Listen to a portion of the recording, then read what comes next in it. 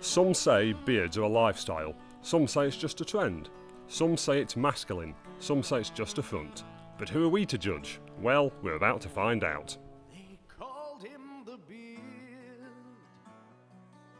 I find the image of bearded men pleasing. I mean, because they're being natural and they're not putting on a front. And it's the way God made us. Shaving your beard off really is not natural. It's like saying to God, "You got it wrong, but don't worry, I can fix it." That's how we're meant to be, bearded.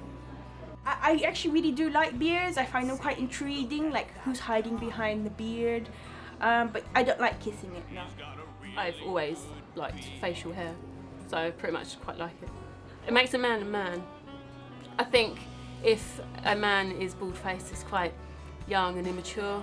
And it's like a part of me that like grows with me and sometimes is really annoying and sometimes is really nice. There are the beard wearer that have it for a fashion statement, and then there are people that just have a beard.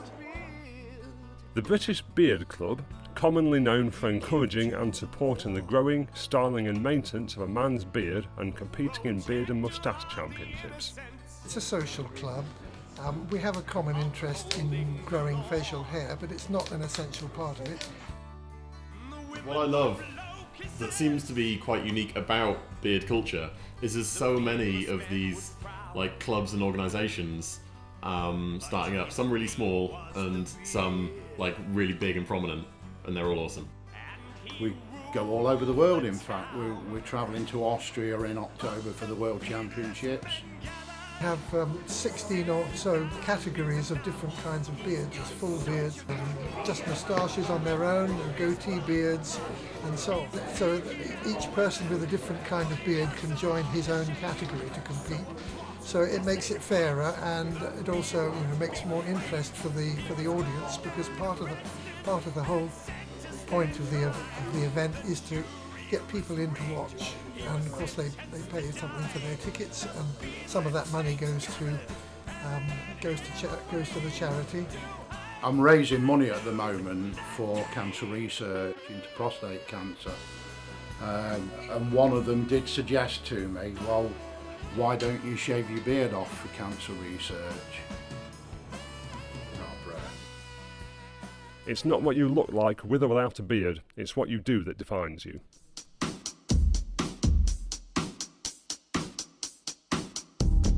Beard season is Jimmy Niggle's melanoma charity.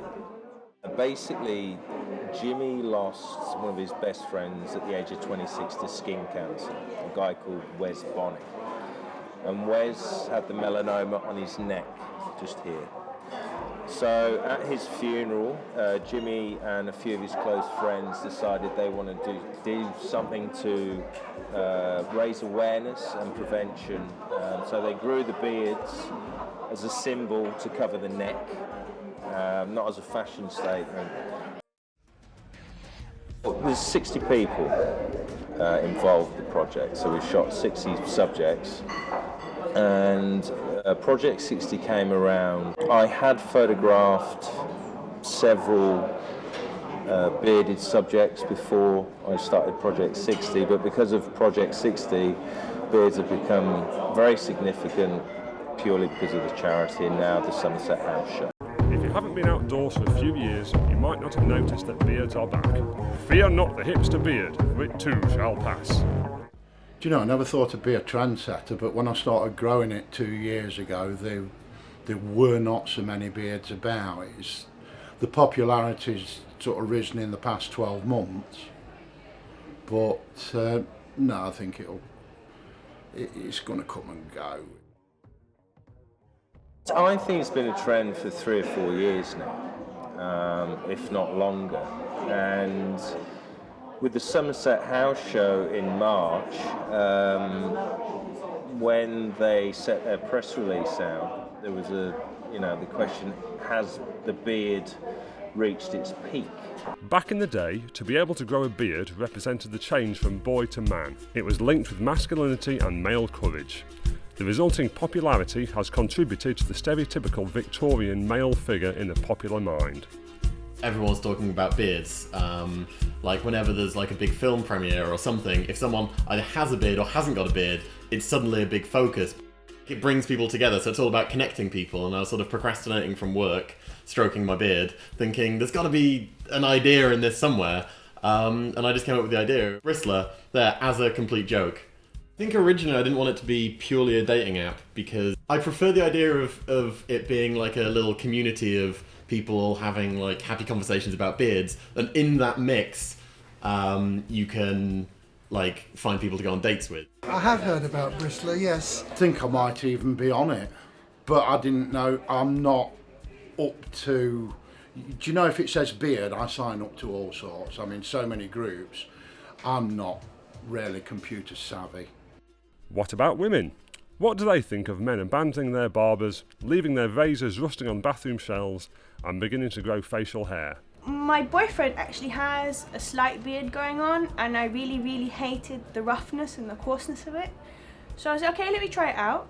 Let's see what happens. It's a different mixture of oils. So yeah, I experimented for the last few months. I told one of the beardsmen, I sent him a few of my samples to try out, and he really liked them. I spend quite a lot of time grooming them, which involves shampooing, but applying oils and balms, which all help to keep the hair healthy and shiny and in good conditions. He takes such good care of his beard with oils and shampoo. It's soft and it just feels like hair. It's not itchy or anything. Urban Dictionary defines pogonophile as a love of or attraction to beards. We have quite a few lady members of the club who are pogonophiles. That's people who like beards. I think it's pretty amazing. I love beards. They love it. The first thing they both did when he held them after they were born was pawn it. And ever since, they stroke it, they play a bit. If someone's sort of stroking a beard, it just kind of feels almost like a little massage. It's that kind of really affectionate, like, connection that's just really nice. Do you know, I think she'd shoot me now if I cut my beard off. Although there is one very famous bearded lady who we wish would join us, but she hasn't chosen to do so yet. Hanam Kaur, who has a condition called polycystic ovary condition, which means that she has aggressive facial hair and body hair as well. Society, the media present this thing called beauty, which is very unobtainable to most people. But there's also millions of really interesting people that aren't, in society's eyes, beautiful, but in my opinion they're very interesting, they are beautiful. So that's why I shoot my work in such a way, because it's you know, people's faces tell a story. I compete in competitions as the Victorian character John Bull, so I've sort of got the right shape now for John Bull. And once the uniform goes on, as I call it, then the alter ego takes over. September this year, I won the British Championships, so these are the best mutton chops in the country. I think beard love probably comes in two forms. There's like the fact that I have my beard and I love my beard. So there's that sort of love for, like, that's a very much like loving yourself, but also like your facial hair. The popularity of beards might come and go, but beards will always play a significant part in some people's lives. I don't think having a beard is the most important thing in life, but it's just part of me. It's how I am, and it is something that every man can usually do, and what the beard that he grows is his. And my face is mine and nobody else's, so it's my decision as to what I do. No stubble. I'm all about that beard, no stubble. I'm all about that beard, no stubble. All about that beard. Yeah, it's pretty clear. I eat a lot of food. My beard'll catch it like it's supposed to do. I got that beard bloom that all the girls chase. All the right hair.